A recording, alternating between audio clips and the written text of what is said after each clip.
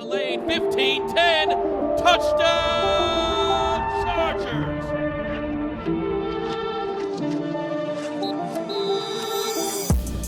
Well, what's up, guys? Welcome into a brand new episode of Chargers Weekly. Hopefully, you're watching or listening to this on vacation with family, friends for the 4th of July. Feels like we're a long ways away from football, but Muddy, as you alluded to last week, I know we are, but we're not, because you said it. 2 weeks ago, 2 weeks from now, rookies are going to be at the Bolt getting ready for training camp. But right now, it does feel like we're in no man's land, right? Yeah, less than 16th. It's coming. The rookies officially report the 23rd, so 20 days from when we're recording this right now. Veterans report. Hopefully they're enjoying the final stretch of their time off before they get rolling, between now and all the way through what we hope is mid-February, a big celebration that culminates in a Super Bowl championship. There's just not a lot out there because they're not allowed to make contact, so there's very, very little that's going on. Really the only thing I know you did a little bit of football work this week. I'm just going through film and for the most part free agents. So I want to get through all the guys they've signed. And this week was running backs and tight ends. So I went through 3 Will Dissly games, Rams game. What else? I can't remember the 3 games. Rams game, Steelers game, and something else that they played last year. And then I went through Hayden Hurst from, not last year, I didn't want to see him with Carolina just because that was such a hot mess. I went back to his Cincinnati year in 22 and went through the Ravens and the Steelers games. Got to see some real physical contests. And then I watched JK from 22 as well and Edwards from last year. So that's kind of what I put in some work, just trying to get an idea of what looks, how it looks, what they do well, and how excited we should be or whether we should have some tempered enthusiasm about what they were doing out there on the football field. Buddy, what did you see from Dissly? Because we've talked about the offseason that Hurst has had. We've talked a little bit about the running backs. I feel like Dissly has been maybe a little bit forgotten in this grand scheme of things, but he had a productive year last year with the Seahawks. I'm glad you started with him because that's, of all the guys I watched, that was the one. I was like, man, this... And I think to put it in context, look, not every tight end is capable of doing what he can do. And I think it's unfair to try to say, when I watched Will first and then I watched Hayden second, and it's the contrast is so great between the way they run block. And it's not that Hayden Hurst can't run block. He was capable, but Dissly excels. Oh, Detroit. I watched the Detroit game, and that's where it really popped. He's out there on an island with Aiden Hutchinson, and he's holding his own, and he's sealing, and he's opening things up for Walker to find lanes. And so it's going to be different than anything we've seen in the last 4 years. He is, when Coach Bischoff said it, that there are maybe 3 guys that can block the C, and Will's one of them. He wasn't lying. He can really block, and they move him around a lot. They had him lined up in the backfield. They have him in motion. They have 2 tight end sets where he's the inside tight, or they have 2 tight ends stacked outside the strength of the line, and he's the inside guy taking on the defensive end while your other tight end is taking on the linebacker or the safety that's out there. And he made a couple really nice catches. I think he was underused in the passing game, that he was wide open in the seams, and Geno just was not throwing him the ball. Whenever the ball came his way, he caught it. Whatever was thrown his way, he caught and had some really good games. So I'm excited about Will Dissly.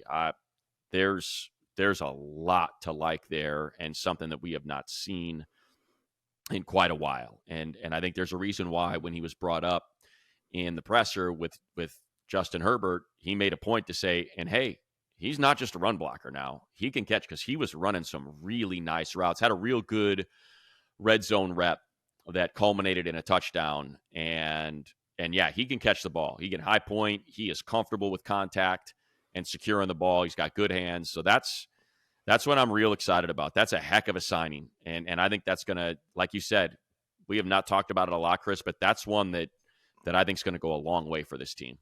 Well, think of the 2 of the first 3 games. You have Max Crosby and TJ Watt.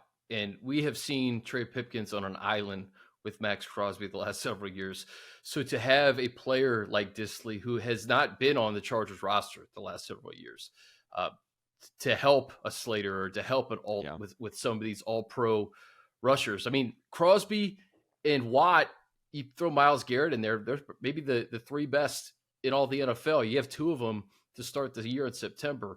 So just that added element, and then also just the underrated part of his game. We talked about the offseason that Hayden Hurst has had catching the football, but this is another guy with Justin Herbert throwing him the ball that can really, man, these are one of these pieces, these kind of X factor pieces that maybe you're not talking a ton about right now, but throughout the course of the year, like this is going to be an invaluable piece to this offense. Yeah. And again, I wanted to make sure I said it's just the order in which I watched, which is why it was such a drastic difference. But let me say this. So I watched the two games I watched for Hayden Hurst while he was with Cincinnati were the two gnarliest games they play every year, Baltimore and Pittsburgh. And so you're talking about the most physical fronts that he's trying to contend with. But to see the difference when he had to put his hands on TJ Watt and when Will Dissly put his hands on TJ Watt was interesting. In those games, though, in the Baltimore game, far be it for me to criticize Joe Burrow, but man, he really could have used Hayden Hurst more. And when he used him, he had one catch over the middle. He was about to get lit up by a safety who was sizing him up, and he's running down the seam and on a bit of a crosser right in front of the end zone, and Burrow led him a little bit too far, so he knows I'm open. I am open for a freaking hit of the century right now, but extended his hands, snatched that ball out of the air, and I want to say scored a touchdown on it, if I remember right. But it was a beautiful play, and he ended up picking up critical first downs. It was a really good game for him against Baltimore, and one of the reasons why the Bengals were in it till the very end. So that's the thing to remember is not tight end, this week with Tight End University or last week, whenever it was with Greg Olsen and George Kittle and Travis Kelce, those guys run it. It's a reminder that there's a lot of different ways to play the position. And I do think these two play it a little bit differently, but they're going to complement each other very, very well. And those two games, I'll say, I thought Hayden Hurst played really well he had another one. I don't know if it was the Steeler game or the Baltimore game where just in the end zone got a PI penalty and sold it. He was able to shield his defender and force him to come over his back, even though there was no chance for him to catch the ball. Ended up getting the flag, and the Bengals end up getting a 1st and goal from the 1. So very excited about what both of them are going to bring. It's going to be the best tight end room we've had since we had Hayden Hurst, and I think it was Hayden Hurst, since we had Hunter Henry and freaking HH. Hunter Henry, and I want to say Virgil Green was the blocking tight end that year when Virgil Green really excelled and had some good things happening. The thing about Hayden Hurst, we touched on this when he was signed, the trajectory of his career. So he was a first-round pick. Right. Mark Andrews was the guy. He just became the guy. So he wasn't featured in Baltimore. You bounce around, you go to Atlanta, Cincinnati. Think about Cincinnati. All those wide receivers, when you have Higgins and Boyd and Jamar Chase, you can't be featured there. You go to Carolina, it's a disaster. This is an opportunity for him to be featured with an elite quarterback. I think a little bit more too. So a lot of times with these guys, it's about fit. It's about the opportunities that you have in the offense, and the fact that Keenan and Mike are gone and they are kind of finding their way in terms of wide receiver, and to have this combination of kind of two different tight ends that Justin can utilize in different ways. This could be a nice thing for Hayden Hurst. And when I talked to him shortly after he was signed, he talked about the fit and how perfect it is for him to be in a Baltimore Ravens type atmosphere with a Harbaugh, Joe Ortiz, who was there and was a big part of him being drafted to Baltimore. And then having a quarterback like Justin Herbert, who I mean, listen, if you get open, number 10 is going to find you. So the tight end room is going to be fun this year, Money. And, I just keep going back to the blocking aspect of this. The offense is just going to look completely different this year. Having the guys that can actually do that. And like you said, Hayden Hurst may not be Will Dissly run blocking, but he can still do it. And I feel like that was really lacking in the tight ends room for the last several years. Yeah, and I'll tell you, I should probably watch some of the Atlanta year because I wanted to pull up the stats just so I had them right, because I remember digging in and I was like, okay, that's Matt Ryan's last year. And you got Calvin Ridley, who got 143 targets and had that monster year that year. He had 90 catches for 1375 and 9 touchdowns. And then Russell Gage had that breakout year as well, 72 for 786 and 4. But how about the catch percentage from Hayden Hurst that year? 88 targets, 56 receptions on his 88 targets, goes for 571 and a career high 6 touchdowns. And that's with a veteran pinpoint passer, Matt Ryan, and that's a little bit more of, and again, for Burrow, he's just so good. I mean, it was wild to watch him. And we think about, we're going to see him this year, just the things that he sees and how quickly he goes through his progressions. And he's always looking for the kill shot. He is not interested in checking down. He got the crap kicked out of him. The offensive line was terrible. And just his willingness to stand in there and deliver these balls 15, 20 yards downfield to Boyd and Higgins and Chase. Man, you want to have some fun, go back and watch some Joe Burrow highlights, because that dude has got stones. I mean, straight freaking stones for the abuse he was taking. And look, might be taking a toll on him, right? He talked about that this offseason, that when he had this last injury, it kind of caused a little bit of pause, and he's thinking about the toll that his body's taken. So I'm interested to see if he adjusts a little bit, because, man, he was getting absolutely lit up. And you play in a division with the Browns, the Steelers, and the Ravens, he's probably going to have to adjust a little bit.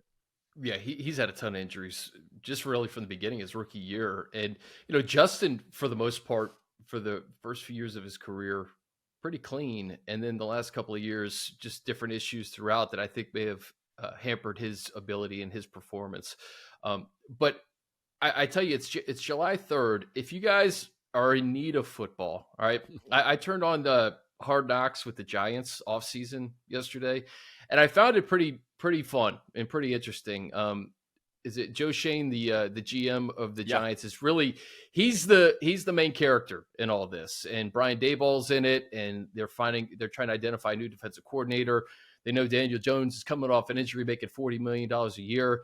And the first episode really kind of sets the stage for free agency and what they're going to do with Saquon Barkley and how much they're going to pay him. And it's just a room of scouts, assistant GM. Is it Brandon Brown, the assistant GM of the Giants, who was a finalist for the Chargers job? Finalist for the Chargers, yeah. Yeah, he was in it, and they're all talking about Saquon and how much money they can allocate to Saquon, knowing that Daniel Jones is making $40 million. And they're going through all the undrafted free agents and how much they think that those guys are going to make. And I just kind of put myself into the Chargers room, and I wish we had Joe Ortiz and Jim Harbaugh and Chad Alexander all in a room talking about all the big crucial decisions that they had to make this offseason with Mike Williams and Keenan Allen and Joey Bosa and Khalil Mack, and where do you allocate your money and where do you move on from? So if you're in need of football, it was really cool. There was a conversation between Dan Morgan and Brandon Beane and Shane at the Senior Bowl, and they're all kind of joking around like, "Hey, you want to trade up to 6?" To Dan Morgan, he's like, "No." He goes, "If anything, I'm trading back." And then Brandon Beane's like, "I don't have the money to trade up. I don't have the money for the pick." Yeah. And then Morgan kind of nonchalantly goes, "You want Burns for 2 first-rounders?" And Shane goes, "Oh." He goes, "I do, but 2 first-rounders?" He goes, "Well, first and maybe something, And that's kind of like the cliffhanger to the next episode. Yeah. So it was fun for me to see great. that, and I'll have to check it out. Picture the Chargers in that scenario, because the Chargers had even more crucial decisions to make with the new staff, and parting ways with Keenan and Mike, I think, was difficult for some people, but now you kind of see the end result of what they want to do and who they want to be. And here we are, July 3rd, a couple of weeks from a brand new era of Chargers football money. Yeah, I'm looking at it, and I think it's similar to. I think you can draw a parallel between the Mike Williams, Saquon Barkley situations, where when they're fully healthy, and I think that's something to remember. It's not just looking at the game totals. Like Saquon's last 3 years, he's played 13, 16, 14 games, but it's how productive are they? Are they healthy? Last year, Saquon didn't have a great year, even though he played 14 games. It was a bit of a down year for him. And I think you look at Mike, and it's very similar. It's like, yeah, you look at the last 3 years, and obviously last year lost him for the entire year after week 3. But prior to that, it's 13, 16, 15. But those injuries pop up at the worst times, and they're not 100%, and they can't quite give you everything. And it's a tough puzzle. The idea that you got to sign Saquon to this 4-year, which was really a 3-year extension, and he's going to count 10, 12 million bucks against your cap. And just every year you feel like you're going through this same, you're on the same cycle. And I do believe that the Chargers and Mike Williams, that was a very similar conversation.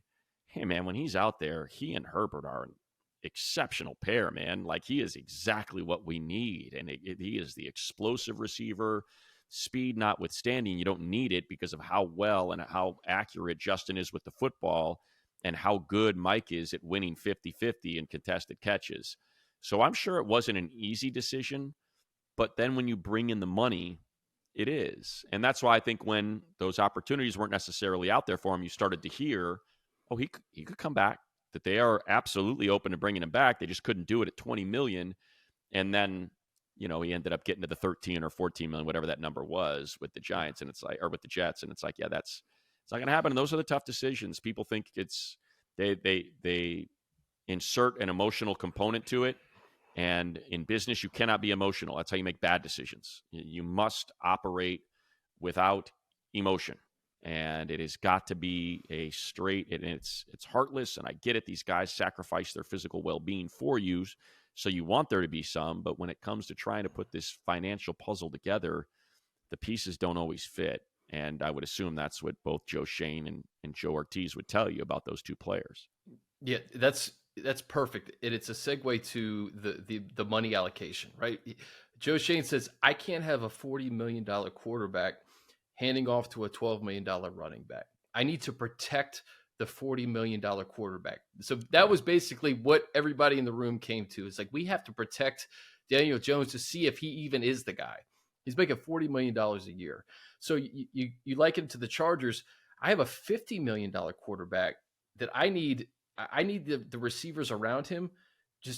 I need Herbert to elevate those guys. I can't have two $25 million wide receivers. It just, the money doesn't work. As far as the backfield is concerned, you mentioned it last week with Eckler. I can't have a $8 to $10 million running back right now, knowing that we have a $50 million quarterback and we need to protect the quarterback. Right. So that's why you get these bargain deals of Gus Edwards and J.K. Dobbins, and they were going through the list of guys like Eckler and Singletary and Josh Jacobs, and kind of going like, okay, how much is this guy going to make in the open market? And are they a fit? Are they game changers? And there wasn't a ton of game changers out there. But what Joe Ortiz was able to do is get two guys he's very familiar with. One, really with the chip on his shoulder, looking to prove that he is one of the elite backs coming off of injury in J.K. Dobbins, and a guy who's proven in Gus Edwards behind a pretty good offensive line. So the allocation of money, it made a lot of sense to me with Justin making $50 million a year. This is why we have to do the things that we did offensively. We keep Khalil and Joey. We have 4 edge rushers now. And that was another thing. Last thing, and I'll pass it back to you, Money, was the new defensive coordinator of the Giants goes in front of all the scouts, tells them what he needs, what makes his defense go. He's like, I need to have my inside backers as the smartest guys on the team. And I need to have like 4 edge rushers. We need to have like 4 edge rushers to make this thing go. And again, I think back to, okay, we got Joey and Khalil. That's why we brought those guys back. We have Thule. We just got Bud Dupree. We have Morgan Fox. So you look at what each like defensive coordinator needs for their scheme to make it hum. And I thought that was a pretty cool element to it, was seeing the defensive coordinator in front of all the scouts before the draft saying, these are the guys I need to make the defense successful. And then the scouts can go and be like, all right, so these are the grades we have. This is what the coach needs. And then that's kind of how they make their decisions in the drafts. Yeah, it's tough, man. There's a reason why the NFL is the most popular sport far and away in America. Part of it is what, we like the violence. We love it. It's a compelling product, but it's also the parity. They have managed to create a league that is unsurpassed in parity. And that's the difference. That's where they really separate from baseball and from basketball and from college football, where you have no idea. Do you feel pretty good about the Chiefs? Yeah. But at the same time, look at their path. The idea that the Chiefs they're running roughshod over the league, they're not, man. Those 2 playoff games against Buffalo and Baltimore, they were not blowouts. Baltimore blew it. They should have absolutely won that AFC Championship game. Zay Flowers with a complete brain cramp at the goal line, and Lamar Jackson with the most ill-advised pass into the end zone that he throws for a pick. Like, it's not like they blew him out by 3 touchdowns. Yes, they've won 3 of the last 4 Super Bowls, but man, it has been by razor-thin margins on their path there. So that's, and the reason for it is what we're talking about. You can't keep your guys. You can't sign everyone. You've got to figure out how to make it work by making sacrifices at certain positions and certain position groups where you've got to ask rookies to play, or you've got to find veteran minimum players off, outside of the first and second round and big money free agents. You've got to figure out how to put that puzzle together, and everybody does it differently. And that's what leads to styles make the fight. And how Tennessee does it is not how Kansas City does it. And how the Chargers are going to do it this year is not how the Bengals are going to do it this year. And you get to see them clash on the field and which style of fight wins. And that's I think the one thing, and Jim Harbaugh did a great job of sharing it, of the importance of it. And you just mentioned it, Chris, in the protection up front. The offensive line is no different than the defensive line. When you hear coaches talk about, if you have got a great pass rush, I can get it in average secondary. If you've got a great offensive line, we can have average receivers. You can't cover them. You can't stick to guys for 3-4 seconds. It's just not possible. They know where they're going. You don't. And everyone's an exceptional athlete. If you've got an offensive line that can run block and pass block, well, now play action's going to work that much better. And now you're going forward when you should be going backwards, and you get burned. And so that's what we're talking. That's what Coach Harbaugh was talking about, and why they drafted Joe Alton, why they signed, why they signed free agents, and why they invested in Zion Johnson, and why they're going to try to kick Trey Pipkins inside and not cut him and try to save that $9 million, to go spend it elsewhere. And that's what I'm excited about, that when you have a dominant offensive line, you have a chance. I don't think look what happened to Patrick Mahomes in the Super Bowl, that Tampa just wrecked him. What did they do the very next offseason? I mean, they invested heavily in the offensive line because they know, all right, well, we can't win without it.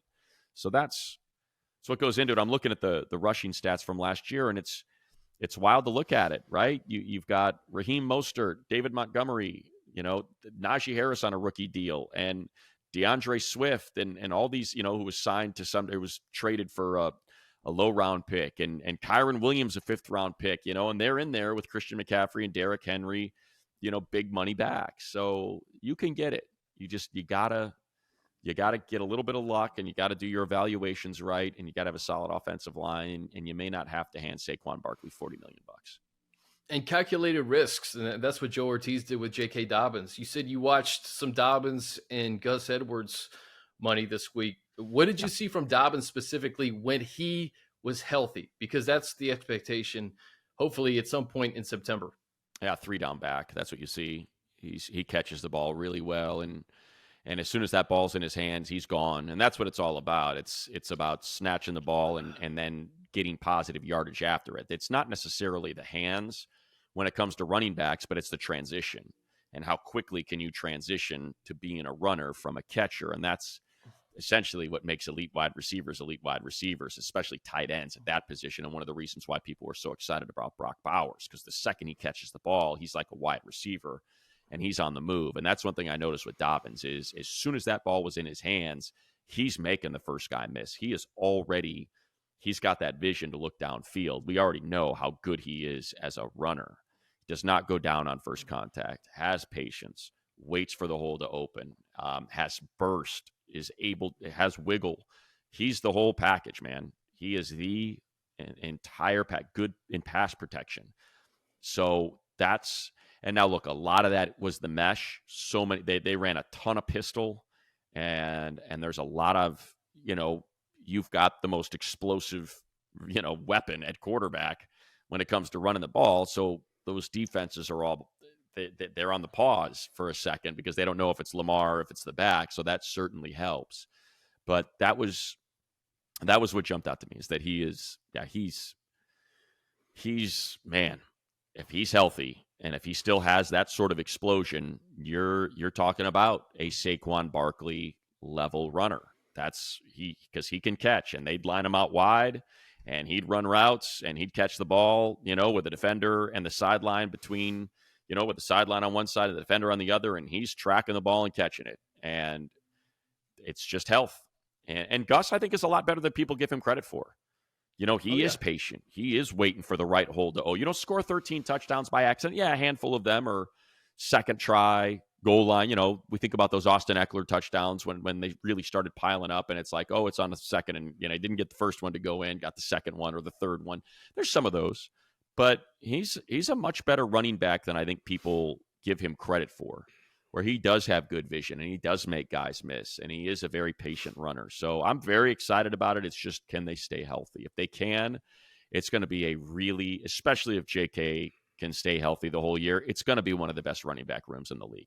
People may not see it that way right now because it's hard to project a guy that's coming off a knee and an Achilles and has barely played. But and it's a huge if, I know, because of the injury history, if for whatever reason it works out and he does stay healthy, it's going to be a hell of a room. And the familiarity with Roman from Baltimore, too. Right. And you mentioned the weapon that Lamar is, and I don't think there's really a comp to Lamar in terms of what he can do with his legs. But Justin has wheels, and I think you asked him about. I did. Hey, he didn't like it. Yeah, he didn't like it, of course, and he's not going to answer it. He's not going to answer it truthfully or at all. But can you see Justin being more of a threat in the running game just because of, all right, A, more protection, B, he's proven he could do it. He did it in that Pittsburgh game on Sunday Night Football a few years ago that I think helped them win the game. So the fact that Greg Roman is the OC, you have JK, you have Gus who know this thing, and Justin does have that dual threat capability. Maybe we do see more of a running Justin Herbert this year. Here's what I would point to, and we've talked about it before, is why did J.J. McCarthy get drafted number 11 overall? When you look at his stats, and it's 91 passing yards on just 332 attempts in 15 games, 22 touchdowns. What is it that got him drafted? And it is what Coach Harbaugh said about him. We didn't ask a lot of him, but when we did, he delivered. And that's when you go down to the rushing line and you see in 22, 70 carries, 306 yards, 5 touchdowns. Last year, 64 carries, 202 yards, 3 touchdowns. When you have to, hey, we need it, dial it up and let's go. And some of those were designed runs. Some of them were scrambles and stuff, but that's what I think you're going to see. It's not going to be the Lamar Jackson level. Hey, we're running, option. We're running a mesh, pistol repeatedly over and over. No, because Lamar can't throw the ball like Justin can. It'd be a waste. You're better off having him under center and run a play action. That's going to provide you what the mesh does for Lamar. The under center and the play action is going to give you the pause from the defense. But that's what I would point to, is great point. Looking at, he didn't throw the ball once in the second half against Penn State, and they won because they didn't need it. But when they did against Alabama, hey, we're down a score. JJ, go get it. What did he do? He went out and got it, and he made the plays, and that's how I envision Herbert using his legs a little bit more. We have no interest in putting you in harm's way. It's not worth it. The risk is too high compared to the reward because you're way too good of a thrower. You're better off just being back there. But we got to get to 10, man. We got to figure out how to get to 10 to punch our ticket into the tournament. And we're down 4 and there's 4 minutes left, or we're at the end of the half and we got a chance to do something here and get into field goal range for Cam Dicker. Let's dial it up, man. Let's get after it and catch them on their heels, and you're going to rip off one for 25 yards. I think this is going to be an interesting question going into training camp money is if you put the four running backs together and you kind of split them up in duos, JK and Gus, Vidal and Spiller, what is the talent gap and what is the production gap between those two pairs, right? Like what is Spiller and Vidal going to look like in a Jim Harbaugh offense? We really don't know because we've never seen it. Right. We have a pretty good idea with Gus and JK because of Greg Roman and the fact that they're vets and they were in Baltimore. But the running game, for as important as it is to a Jim Harbaugh offense, that will be a big question going into camp is what does Spiller look like? Spiller is such a young player still. Vidal's a rookie. Like those guys, I think, have high upside in an offense like this, but we haven't seen it yet. To me, it's advanced stats, and I know some people like those and some people don't, but it's rushing yards over expected. That's what we're talking about. If you can block it, if the line is as good as the investment in it, suggests it should be, that it is 3 first-rounders, one a top 5 pick, one the second guard drafted in Zion, and the other an all-pro his rookie season. And if you can fill those other 2 spots with Bozeman at center and whomever it's going to be, looks like Trey Pipkins at that guard, and they're just league average, then you should be, that you should be guaranteed X number of yards anytime you hand the football off. And then when you can get those expected rushing yards versus rushing yards over expected, when you have a back that can give you that extra burst, that's what determines the success of a running game. And that was one thing that Austin, when he was at his peak, when Eckler was at his peak, was so good at, is the line wasn't blocking it right. Yet Austin Eckler routinely had one of the best rushing yards over expected in the league, because he would take what should have been a 3-yard loss to a 2-yard gain. And instead of 2nd and 13, you've got 2nd and 8. And that used to go so far, and he never got enough credit for that. That guy just would not go down behind the line of scrimmage, even though he should have repeatedly. So that's the stuff we're talking about, and we'll go to determining which one of these guys is best at that. If it's blocked right, you should probably, we're probably talking about Dobbins, because he's the most explosive, as long as he's still got that explosiveness in him, sure, post Achilles. So that's, it's kind of getting into the weeds, the math weeds a little bit, but that's the sort of stuff that you're looking at. And I would assume Keel McDonald, their new running backs coach, is the one that's going to be, helping determine, okay, this is how it was blocked. This is what we got. This is probably what we should have got. And that's how you'll determine that depth chart. What's so confusing to me is Isaiah Spiller passed the eye test. Like just oh yeah, how he played at A&M. Even during the preseason, he had that touchdown that I think was called back to holding. He had a couple of huge runs in preseason, and you're thinking, man, this guy, this will translate. This will translate into the regular season. Never got a shot. So that's the most confusing part of all this is he's young. We just have not seen him get his true shot during the regular season. We will finally get it, I believe, this year. And, we don't know what the preseason is going to look like with starters and everything, but you better believe that Isaiah Spiller is going to play a lot in the preseason, and we should get a better idea of how he may fit in this offense, I guess. Yeah. And again, it goes back to how many they want to carry. And that's, you would assume Kamani, Vidal is going to be a big part of it, because they drafted him, and it's very productive at Troy and was the Sun Belt. I think that's what he was in, right? Sun Belt, Troy, Sun Belt. Yeah, I think so. Offensive player of the year. So yeah, you feel like those 3 are there, right? JK, Gus, and Kamani. It's just a question of, is it Spiller? Is it Dotson? Is it somebody else we're not talking about? You know how wild it is where you can find running backs. You never know. Austin Eckler, last guy to make the active roster. The year he made it, and he turns into one of the best running backs in the league. So Dotson. I mean, you talked about Dotson last week. Elijah Dotson. He's swole patrol, man. He's a big back. He's got explosiveness, and it's just so hard to judge what he did last year, because nobody did anything last year in the run game. Yeah. So next week, we could talk a little bit more about this brand new facility, the Bolt in El Segundo. It's gorgeous. I got a chance to look at it a couple months ago when Joe Alt was given his tour at the end of April. So much has happened since then. I know the players went up there. It's ready to go. The media is going to get a shot to look at it next week. And I think fans the following weekend are going to get a shot to check it out during an open house. So we can dig in a little bit more into this brand new facility. It's perfect. It's perfect for an NFL team, man. It's just everything coming together with Harbaugh here in his first year. It's going to be a lot of fun at training camp. It won't be as big as Jack Hammett in terms of the crowds because the capacity will allow that. I think they're capping it. 1,500. But if you get a chance, you got to get out there, check that out. And then, we say we're kind of in the weeds with football, but in 2 weeks, the rookies are going to be in the building, as Money said. So we'll have that to look forward to as well. Yeah. Anything else before we let the folks enjoy their 4th of July? I don't think so. Don't blow your fingers off, people. Yeah. PSA.